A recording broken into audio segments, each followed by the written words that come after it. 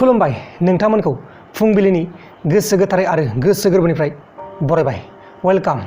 दिनै 4 सेप्तेम्बर 2020 शुक्रबार। फैदो दिननि फुंबिलिनि माखासे फिसा गेदेर खौरांफोरखौ फारि फारि मिथिनानै लानि। गिबि खौराङा जाबाय कच राजबंशीफोरा कामातापुर अट'नमास काउन्सिल मोनखांनायनि उनाव आसामनि मन्त्रि बिथां चन्द्रन ब्रह्मखौ कच राजबंशीफोरा बरायदों। बिथांमोना गोबाव सम नाजाथाबनानै भारत सरकार आरो आसाम सरकारजों दावहा नांनानै बे अट'नमास काउन्सिलखौ मोननो हादों आरो खौराङाव मिथिनाय बायदिब्ला बिथांमोना थाबैनो ST गनायथिखौबो मोननो हागौ होननानै मिथिनाय जादों। लोगोसे चाइना हादोरनि गासै 118टा एपफोरखौ बेन खालामखांनायनि उनाव चाइना हादोरा लिगेल इनभेस्टिगेशन खालामनांगौ होननानै दाबि खालामदों। नाथाय जोंनि बे हादोरा मा खालामो नायनोसै, उनाव जेब्ला खौरां मोनो नोंथांमोननो आङो फोरमायगोन। गुबुन फारसेथिं आग्रानि JP हस्पिटालखौ FIR होनाय जाबाय। दाखालि बावै आं मोनसे भिडिअ खालामदोंमोन। बै JP हस्पिटालाव सासे रिक्सा ड्राइभारनि गथ'खौ हस्पिटालनि बिलखौ होनो हायैनि थाखाय बे रिक्सा ड्राइभारनि गथ'खौ 1 लाख राङाव गुबुननो फानहरदोंमोन आरो बे जाथायखौ पुलिसफोरा मिथिबाय। मिथिनायनि उनाव दा बे JP हस्पिटालखौ इनभेस्टिगेशन खालामनांगौ होननानै गोख्रों दाबि खालामदों आरो इनभेस्टिगेशना जागायसिगोन। दानिया फैदो गुबुन खौराङाव। गुबुन खौराङा जाबाय डिफेन्स मिनिस्टार बिथां राजनाथ सिंहआ थांनाय बुधबारखालि रासियानि SCO मिटिंआव बाहागो लानो रासिया हादोरनि मास्काव होननाय दरसे जायगायाव मोनहैबाय। बिथाङा बे मिटिंखौ साननैसोनि थाखाय हल्ड खालामनानै दोनथ'दोंमोन, नाथाय बुधबारखालि बिथाङा रासियायाव मोनहैबाय।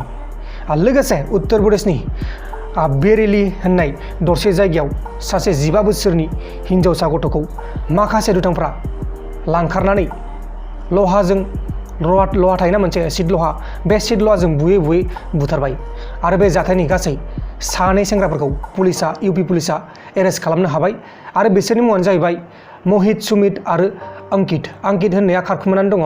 बेखौ दा पुलिसफोरा नागिरगासिनो दङ। गुबुन खौराङा जाबाय सुशांत सिंह राजपुतखौ 2019 नि नभेम्बर दानावनो हस्पिटालाव एडमिट खालामनाय जादोंमोन आरो डक्टरफोरा बुंनाय बायदिब्ला बिथां सुशांत सिंह राजपुतआ जेब्ला हस्पिटालाव एडमिट जादोंमोन बै समनिफ्रायनो जेब्लायबो माने एभ्रि टाइम मानसिया गिबाय थायोमोन जाहैबाय आरो बे खौरांखौ डक्टरफोरा मैयासो CBI नि गेजेराव फोसावनानै होदों। दासिमबो दायनिगिरिखौ हमनानै मोनाखै। 3 मास बारलांबाय। बिथां सुशांत सिंह राजपुतआ जुननि 14आवनो थैदोंमोन, दा सेप्तेम्बर मोनफैबाय। मास मोनथाम जाबाय, अब्लाबो दाबो दायनिगिरिखौ मोनाखै। अब्ला दानिया फैलायदो गुबुन खौराङाव। गुबुन खौराङा जाबाय टाइबेटियाननि इन्डियान स्पेशेल फर्सआव सार्भिस मावबोनाय बिथां तेनजिं नाइमाया पेंगं लेकआव माइन ब्लास्ट जानानै थैनांगौ जाबाय। बे जाथाया दाख्लैनो जादों, नाथाय बेखौ मैयाहायसो निउसाव फोसावनानै होदों। लोगोसे US हादोरा गासै 118टा चाइनिज एप्सफोरखौ जोंनि बे हादोराव बेन खालामनायखौ लानानै आमेरिका हादोरा गोबां गोजोननाय मोन्दों होननानै आमेरिकानि निउस चेनेलाव होगासिनो दंमोन। दा बेनिखायनो आंबो लाफानाय जादों नोंथांमोननो फोरमायनो थाखाय। गुबुन खौराङा जाबाय जरहाटनि MP तपन कुमार गगैनाव मैयाहाय कर'ना पजिटिभ मोननाय जादों। दा बे बिथांखौ कर'ना सेन्टाराव कर'नानि ट्रिटमेन्ट होगासिनो दङ। अब्ला दानिया फैदो जोबथारनाय खौराङाव। जोबथारनाय खौराङानो जाहैबाय NCRBआ बुंनाय बायदिब्ला जोंनि बे सा सानजा भारतआव जोंनि बे आसामाव सुइसाइड केसा 2019आव बांसिन जादों होननानै बुंदों। NCRB माने नेशनेल क्राइम रेकर्ड बिउर', माने बिथांमोना मा जादों, मा क्राइम जादों, सुइसाइड केसानो जा बाइक एक्सिडेन्टआनो जा गासिबो क्राइमखौनो नायबिजिरो। नोंथांमोना बेखौ गोसोआव लाबानो जाबाय, एग्जामाव फैनोबो हागौ। लोगोफोर, दिनैनि फुंबिलिनि रादाबफोरा बेखिनिल'मोन। जुदि नोंथांमोना आंनि बे भिडिअखौ मोजां मोनदों अब्ला भिडिअखौ लाइक खालाम, लोगोसे चेनेलाव गोदानबा चेनेलखौबो साबस्क्राइब खालाम। दाहाय बेलासियाव मोनसे रादाब फैगासिनो दं, बेलासिनि रादाब।